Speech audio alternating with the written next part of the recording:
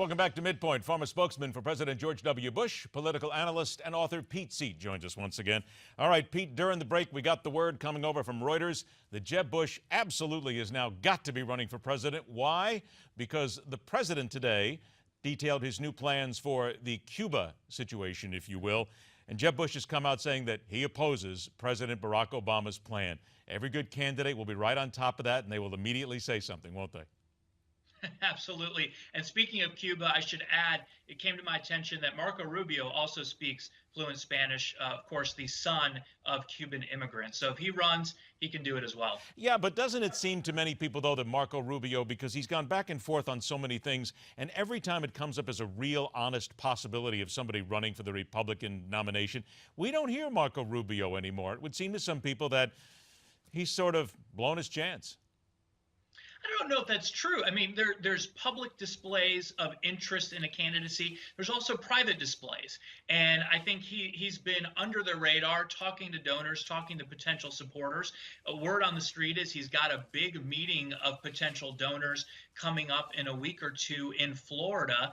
And there is a strong appeal to Marco Rubio and what he can bring, not just as potential presidential candidate, but as a member of the ticket as well, depending on how this all shakes out. We talk about fighting going on in Congress. I can only imagine what will happen now, because this speaks to what happened today. The president announcing a resumption of diplomatic relations with Cuba.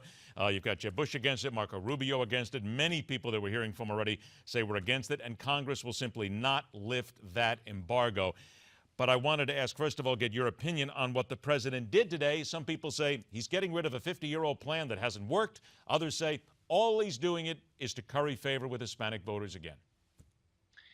Yeah, it's not going to do him much good. He's not running for election again, but it's I think But the Democratic Party, certainly, they rely on the Hispanic voters now. They do. They rely on a lot of different constituencies. They have become a party, a national party that's trying to cobble together these different coalitions in order to win. Whereas I hope Republicans are going to take the view of trying to deliver a broad, appealing message to the entire country. But my only reaction to today's news is that Cuban cigar aficionados are probably the biggest winners in this, since they're able to bring back, I think, $100 worth on any trips to Cuba. You better believe it was awful tough to keep people in the control room right now from going and getting the ticket right after this was announced. 90 seconds we got left, Pete. What are we supposed to make of all the infighting in the Democratic and the Republican parties right now? People calling John Boehner a traitor at this point.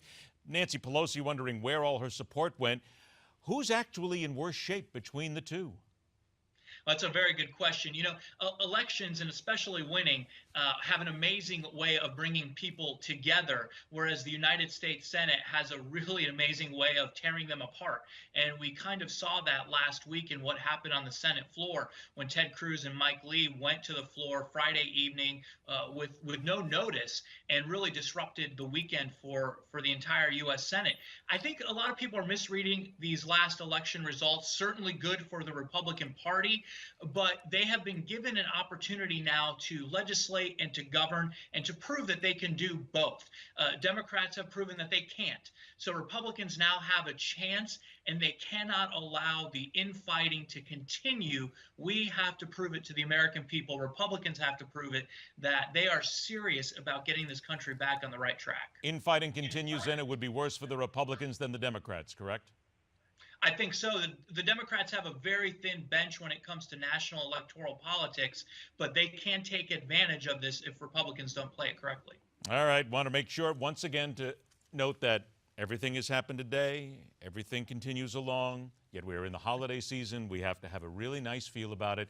So, Pete, before we leave, very Merry Christmas. We all get to relax now for a little while, wait for 2015, and watch everything blow up again in Congress. That's right. We get a 2-week respite, right? There you go. Remind everybody the book, The War on Millennials by Pete Seat. We've talked about that. We will continue to as well next time we visit. Pete, thanks so much for joining us. Talk to you soon. Thank you, Ed. Have a good one. You too. Let's head around the dial after the break. We'll talk about Pakistan, the president, and Cuba, Jeb Bush, and so much more when we continue right here on MidPoint, where we question everything.